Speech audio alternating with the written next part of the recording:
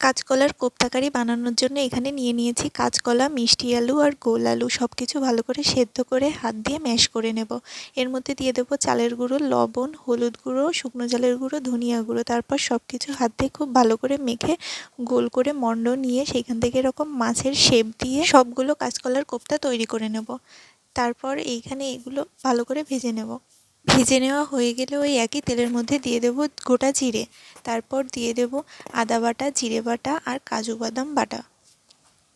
তারপর দিয়ে দেবো পরিমাণ মতো লবণ, হলুদ, কাঁচা ঝাল, শুকনো ঝালের গুঁড়ো। তারপর মশলাটা কষিয়ে নিয়ে এর মধ্যে দিয়ে দেবো কাঁচকলার কোপ্তা। তারপর পরিমাণ মতো জল, নামানোর আগে ধনিয়া পাতা কুচি আর গরম মশলা গুঁড়ো দিয়ে নামিয়ে নিলেই তৈরি হয়ে যাবে আমাদের কাঁচকলার কোপ্তাকারি।